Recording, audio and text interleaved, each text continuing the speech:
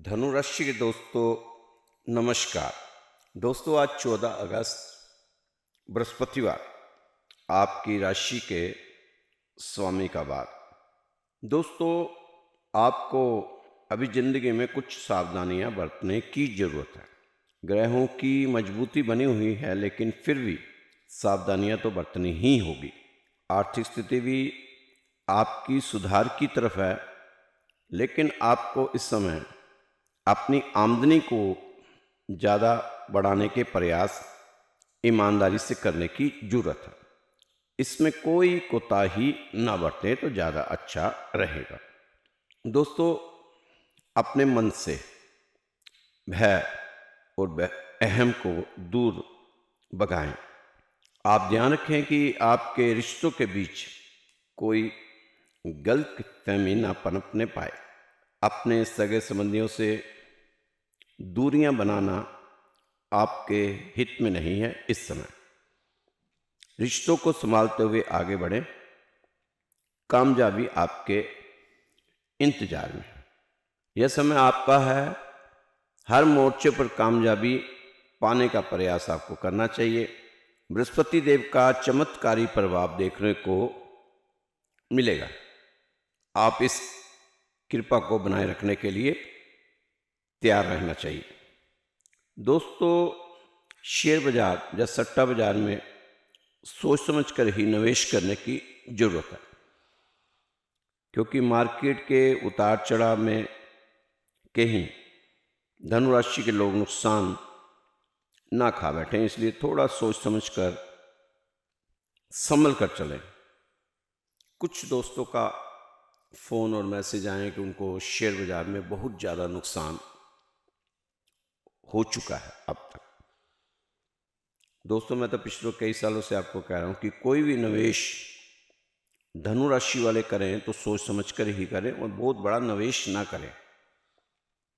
छोटे छोटे निवेश से ही अभी काम चलाएं। दोस्तों साथ ही इस समय आपको यह भी संकल्प लेने की जरूरत है कि उतावलेपन को अपने नज़दीक नहीं आने देना। कोई भी काम आपने उतावलेपन से नहीं करना।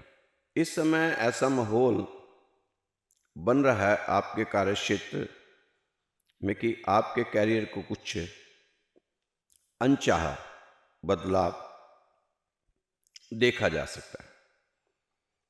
यह समय सपने के सच होने का समय है। किसी भी चुनौती से ना घबराएं, क्योंकि ग्रहों की शुभता आप पर कृपा बनाए हुए यह आने वाले 2-3 महीनों में रिजल्ट आपके सामने दिखाई देंगे। दोस्तों यह समय गलतियां करने का समय नहीं है, बल्कि की गई गलतियों को स्वीकार करने का समय है। ग्रहों की शुभ दृष्टियों का प्रभाव आपके आने वाले दिनों को काफ़ी खुशहाल बना सकता है। आपके पास ज्ञान का भंडार है, उसे सही सोच और सही जगह इस्तेमाल करना चाहिए आपको। इस समय अच्छी बात यह है कि धनु राशि के दोस्त अपने काम के प्रति लापरवाही नहीं दिखा रहे। यह आदत आपके लिए राहत वाले दिन लाने में आपका साथ देगी, क्योंकि पहले जो आलस था, लेकिन अब आहिस्ता आहिस्ता वो आदत आपकी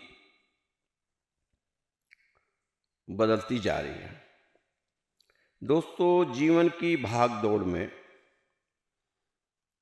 भूल चूक की गुंजाइश होती है, लेकिन आपको इस समय कोई भूल चूक नहीं करनी, क्योंकि पहले बहुत सी भूल चूकें हो चुकी हैं। अभी भी समय है दोस्तों, संभाल लो, क्योंकि खुद को पहचानो। जिंदगी की भीड़ में कभी कभी खुद को ढूंढना भी जरूरी होता है ताकि फिर से खुद को पा सको। भाग दौड़ में ये मत भूलो कि आप कौन हो, क्योंकि सबसे खूबसूरत तलाश खुद की होती है। जीवन में ठहरे हुए हर पतझड़ का बस अब अंत हो, बसंत हो, बसंत हो। दोस्तों, स्वयं को इतना ना लोगों के प्रति समर्पण करो, उतना ही करो जितना वह संभाल सकते हो, क्योंकि आज के ज़माने में निस्वार्थ मन से किया गया कार्य, सेवा लोगों को छल लगने लगता है। तो उतना ही किसी के लिए करें जितना वो आपको समझ पाता है। धनु राशि वाले दिव्य पुरुषों को यह जानने का अधिकार है कि उनके जीवन में परेशानियां क्यों हैं। तो आपको मालूम होना चाहिए कि इन परेशानियों की जड़ कहाँ है। आप तो पहले जड़ को उखाड़ फेंकें। इंसान की परेशानियों की दो ही वजह है कि वह तकदीर से ज़्यादा चाहता है और वक्त से पहले पाना चाहता है। जब तक ये बातें उसकी समझ में आती हैं तब तक लौटने का वक्त हो जाता है। धनुराशि वालों का भी यही हाल है, लेकिन अपने अतीत में जो गलतियां की उसका दंड तो अब आपको भुगतना ही पड़ा था और वो आप भुगत चुके हैं। लेकिन आने वाले समय में वो गलतियां दोबारा ना हो, इसका ख्याल आपने रखना है। धनुराशि वाले लोग बहुत खूबसूरत होते हैं। ये लोग खुद से पहले औरों को रखते हैं, ना सोचते हैं ना समझते हैं, बस साथ निभाते हैं। मान सम्मान अपना औरों के लिए खो देते हैं, फिर भी खुद से पहले औरों को रखते हैं। बड़े हृदय, बड़ी सोच के होते हैं धनुराशि वाले, जिन्हें समय ना बदल पाए, ना बदल पाएंगे हालात। जुग जुग जियो आप। दोस्तों, थोड़ा महंगा पड़ा औरों के लिए जिंदगी जीना। उम्र खर्च भी हुई, कुछ हाथ नहीं लगा। अपनी गलतियों, अपनी नादानियों को याद करें, याद करके पछताएं। पछताना भी जरूरी है ताकि आगे से वो गलती ना हो। लेकिन अब आपको करना क्या है? अब तो आपको धैर्य बनाए रखना ही श्रेष्ठ माना जाएगा।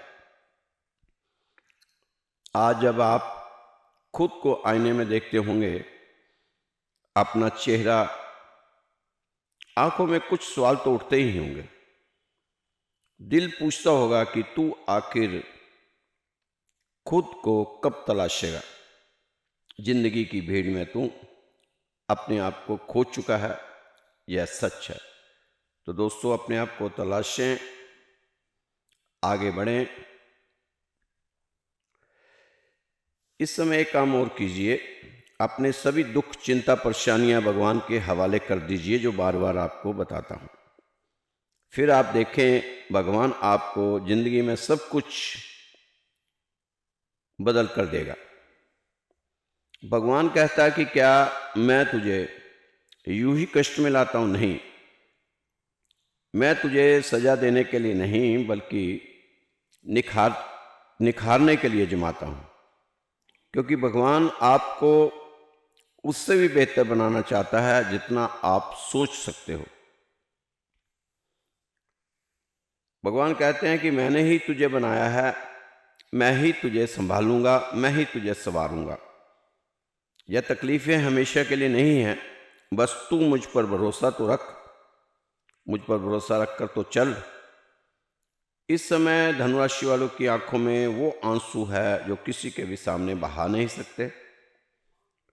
दिल में वो दर्द है जो लफ्ज़ों में बयान नहीं कर सकते किसी के सामने। मन पर वो बोझ है जो रोज रोज बढ़ता ही जा रहा है। ऐसा लगता है कि जैसे धनुराशि वालों के हालात सारी दुनिया देख रही है, मगर कोई उनसे समझ नहीं पा रहा, उन्हें पूछ नहीं रहा उनका दर्द। कभी कभी यह महसूस करते हैं धनुराशि वाले। दोस्तों, जब जिंदगी एक बेरहम तूफान बन गई है आपके लिए, हर तरफ अंधेरा आपको नजर आ रहा है, रास्ते बंद हैं और उम्मीदें दम तोड़ती हुई नजर आ रही हैं। इस समय आपको खुद पर काबू रखने का जरूरत है। हौसला रखें और अंदर से मजबूत होने की जरूरत है।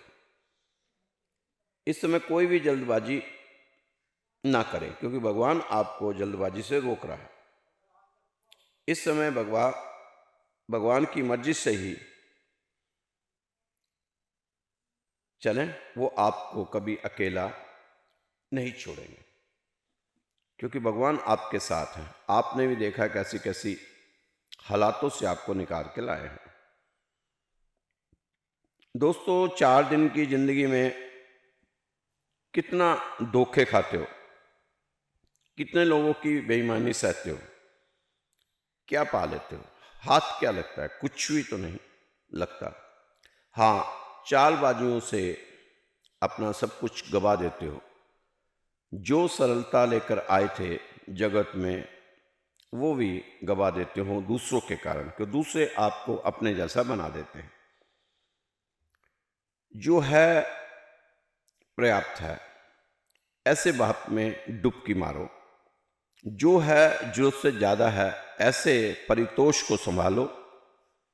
जो है उसके लिए धन्यवाद हो, जो नहीं है उसकी मांग ना करो। और भगवान कहते हैं, मैं तुम्हें आश्वासन देता हूं कि मैं खुद ही तुम्हें खोजता हुआ तुम्हारे पास आऊंगा, निश्चय आऊंगा। ऐसे ही सदा खोजता हुआ आया हूं। परमात्मा तो कोरी कतार पकड़ा देता है दोस्तों। प्रत्येक व्यक्ति को,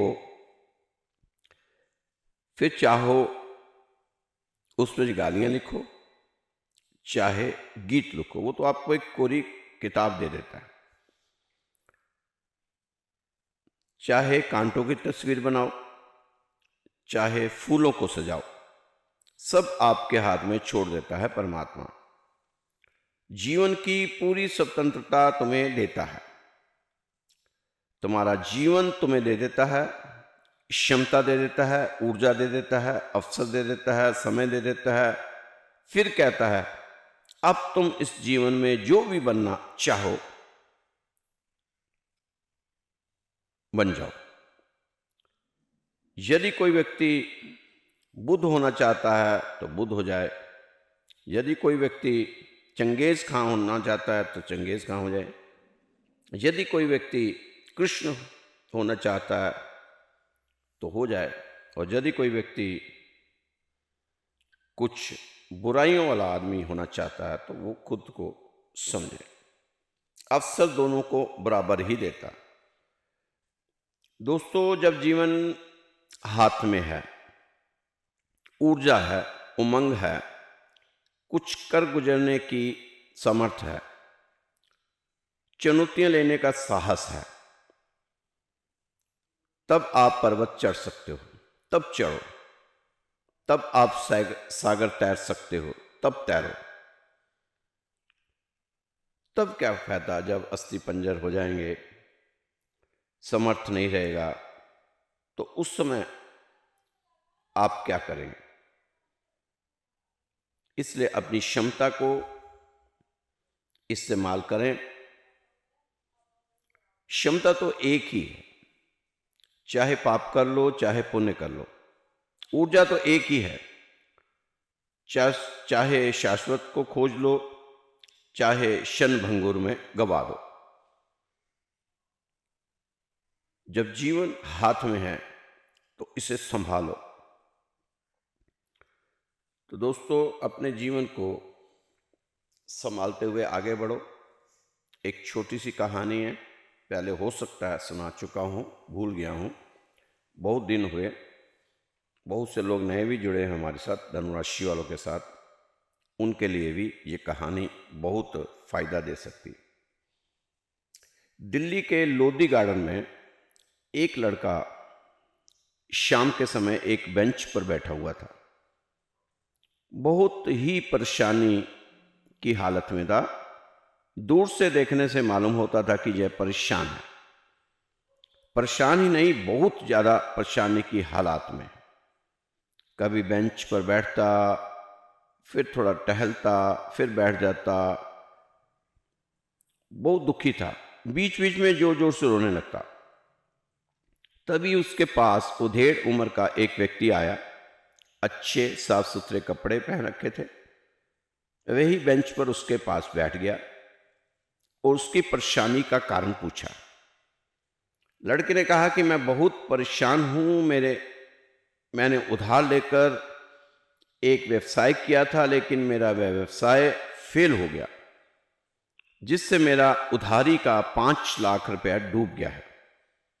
अब मेरे ऊपर 5 लाख का कर्ज है। मेरा छोटा सा मकान था, वह भी गिरवी हो गया है। घर में मेरी बीमार बूढ़ी माँ के अलावा कोई नहीं है मेरा इस दुनिया में। वो अपनी कहानी सुनाते सुनाते लड़का जोर जोर से रोने लगा। उस उधेड़ व्यक्ति ने उसे चुप करवाया और उससे वादा करके वह गया कि अभी मैं वापस आता हूँ, आप यहीं रहना। चला गया। थोड़ी देर के बाद वापस आया तो लड़का अभी भी इसी बेंच पर बैठा हुआ था। उसने कहा, मेरा नाम सेठ ज्ञानचंद है। यह 5 लाख का चेक है, मैं तुम्हें दे रहा हूँ। इसका कोई ब्याज नहीं होगा। हाँ, 1 साल के बाद मुझे ये 5 लाख आपको लुटाने होंगे। इसी दिन मैं 1 साल के बाद तुम्हें यहीं मिलूंगा। तुम इस पैसे से अपनी परेशानी का हल कर लो और फिर पैसे कमा कर 1 साल में मुझे पैसे वापस कर देना। 1 साल बाद मैं यहीं पर आकर अपने पैसे ले लूंगा। इतना कहकर वह व्यक्ति वहां से चला गया। लड़का अवाक रह गया। वह सोच भी नहीं सकता था कि उसकी सारी परेशानियां एक झटके से खत्म हो जाएंगी। उसे तो ऐसा लग रहा था कि वह कोई सपना देख रहा है। पल भर में ही उसकी सारी समस्याएं दूर हो चुकी थी। उस व्यक्ति को इस लड़के ने अपनी लाइफ में पहली बार देखा था। ना जान ना पहचान और 5 लाख का विश्वास किसी अनजान व्यक्ति पर। कोई इतनी बड़ी रकम किसी अनजान व्यक्ति को कैसे दे सकता है। वह इसी उधेड़बुन में घर तक पहुंच गया, मुंह हाथ धोया, माँ के हाथ की चाय पी। आज वह बहुत रिलैक्स था। रिलैक्स हुआ तो उसके दिमाग में एक बात आई कि जब एक अनजान व्यक्ति मुझ पर भरोसा कर सकता है तो मुझे खुद पर भरोसा क्यों नहीं होता। ऐसा भरोसा मुझे अपने आप पे क्यों नहीं होता, क्योंकि मेरा भरोसा मेरे प्रति ईमानदार नहीं है। अब उसने निश्चय किया कि दृढ़ संकल्प लिया कि हर मोर्चे पर वह मेहनत करेगा, ईमानदारी से इस चेक का इस्तेमाल नहीं करेगा। पहले वह अपना पूरा प्रयास पूरी ईमानदारी के साथ करेगा और यदि वह अपने प्रयास में असफल हुआ तभी मैं इस चेक का इस्तेमाल करूंगा। उसने चेक को एक संदूक में सुरक्षित रख दिया और अपने काम में पूरी तरह से साथ लग गया। अब उसके सर पर एक ही जुनून सवार था कि किसी तरह 1 साल के अंदर कर्ज को चुकाना है और खुद को अच्छी स्थिति में लाना है। उसकी मेहनत रंग लाई। साल भर में उसने कर्ज भी चुका दिया और अपनी आर्थिक स्थिति को मजबूत बना लिया। ठीक 1 साल बाद वह उसी तारीख को वो चेक लेकर उसी जगह उसी बेंच पर बैठकर उस उधेड़ व्यक्ति की इंतजार करने लगा। तभी वह अधेड़ व्यक्ति उसे दूर से आता दिखाई दिया। वह उसी की तरफ ही आ रहा था। इसके मन में बहुत प्रसन्नता हुई। उसे देखकर लड़के ने उस व्यक्ति के पांव छुए और वह चेक देने ही वाला था कि तभी एक वहां महिला आई और उस व्यक्ति की बाह पकड़कर एक तरफ ले जाने लगी। लड़के ने महिला से कहा, मुझे इनसे बात करनी है, 1 मिनट रुको तो सही, आप क्यों इनको एक तरफ लेकर जा रही हो? मैं इनके 5 लाख लौटाने आया हूं, मैं इनसे कुछ मांगने नहीं देने आया हूं। जब 5 लाख का चेक इन्होंने मुझे 1 साल पहले दिया था, आज का ही मेरा वायदा था, मैं अपना वायदा निभाने आया हूं। उस महिला ने उस चेक को हाथ में लिया और चेक फाड़ कर फेंक दिया। लड़के ने कहा, यह क्या कर दिया? महिला ने कहा, तुम्हें इनकी सच्चाई मालूम है? यह मेरे पति हैं, बहुत बड़े व्यापारी थे, बिजनेसमैन थे, दिल के बहुत अच्छे थे, सभी को इसी तरह मदद के लिए चेक पैसे दिया करते थे। लेकिन जब इनके बुरे दिन आए, इनका बिजनेस फेल हुआ, तो कोई भी मदद को आगे नहीं आया, तो इन्हें ब्रेन हेमरेज हो गया। तब से इनकी दिमागी हालत सही नहीं है। ये आज भी वही पुरानी आदत के अनुसार किसी को दुखी देखते हैं तो घर से चेक काट लाते हैं। सच्चाई ये है कि इनके बैंक अकाउंट में 1 रुपया भी नहीं है। ये अभी भी अपने को सेठ मानते हैं और सेठों की तरह ही इनका व्यवहार, पर दिमागी हालत ठीक नहीं है। मैं आपसे माफ़ी मांगती हूँ, इनके इस आचरण से आपको बेवजह ही तकलीफ सहनी पड़ी। लड़का पहले उस महिला के पांव में दंडवत प्रणाम किया और फिर उस बुजुर्ग के पैरों में गिरकर जोर जोर से रोने लगा कि एक सच्चे मन से की गई नकली मदद भी आज मेरे हालात को बदलने में काम आई।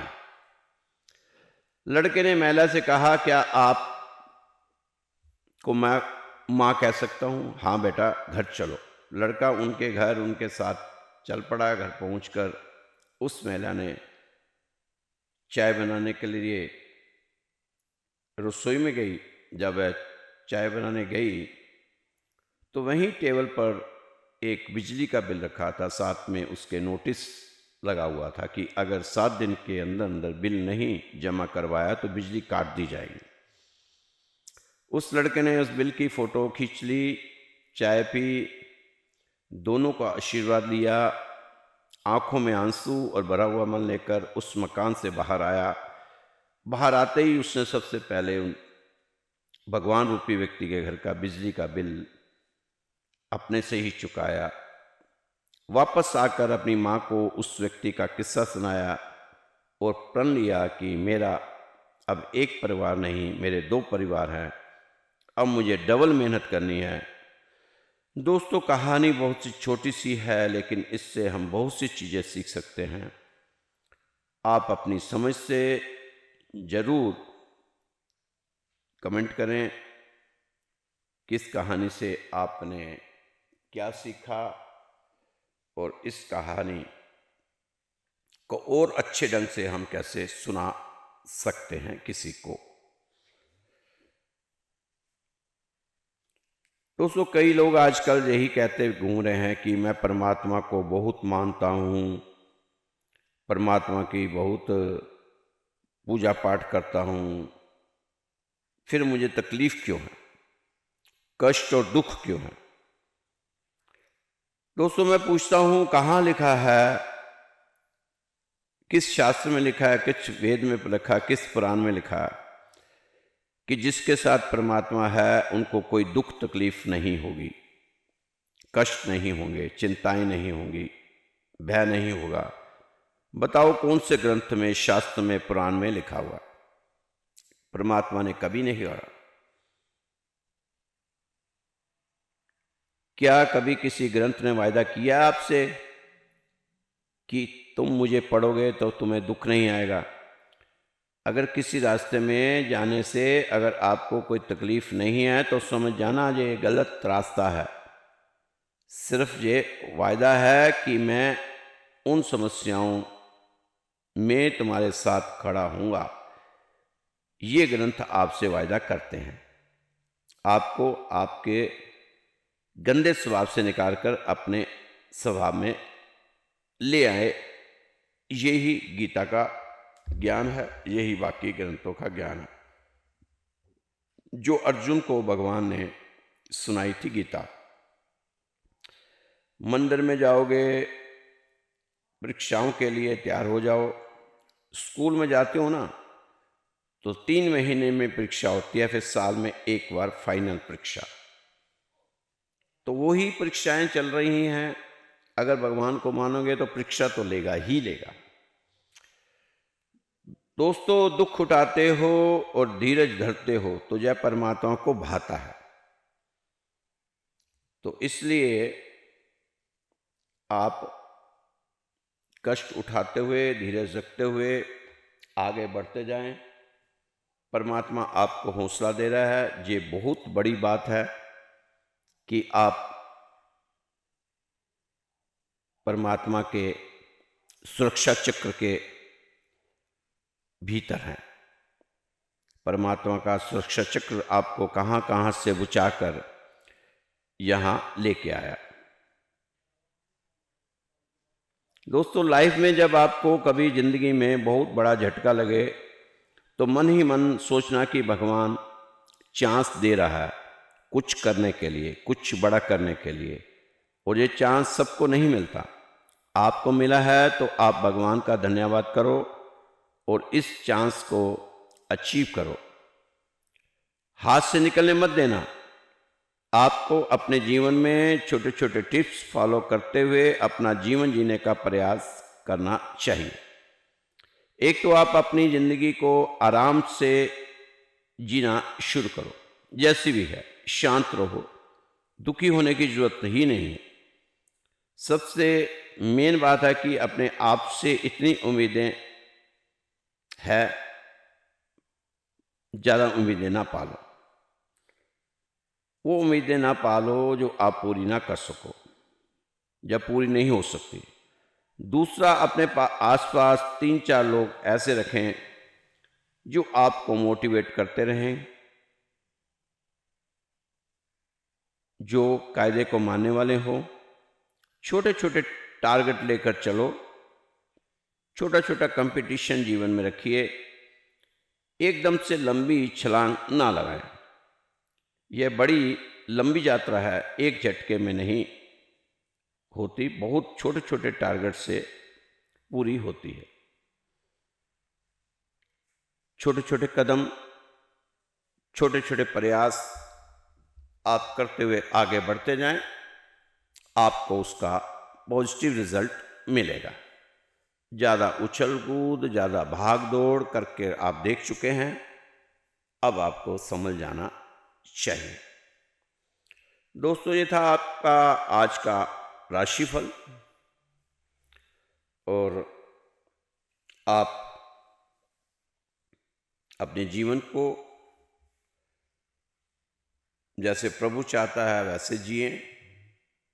जो हमारे शास्त्रों में बताया गया है, समझाया गया है, उसी तरह जिए तो आप खुश रह सकते हैं।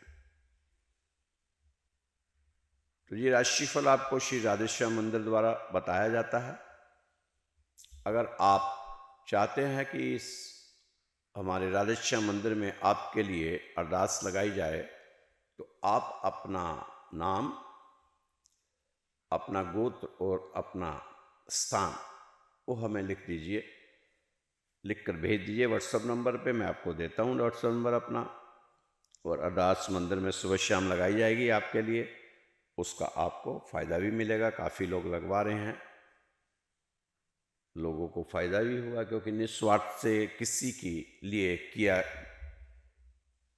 की गई अरदास, प्रार्थना, प्रेयर फ़ायदा देती ही है। तो मेरा नंबर नोट कर लीजिए, 9315336907, 9315336907। तो कल फिर मिलेंगे आपकी सुंदर राशि के साथ। जय श्री कृष्णा, जय श्री राधे। खुश रहो, मस्त रहो, स्वस्थ रहो, व्यस्त रहो और तंदुरुस्त रहो। जय श्री राधे।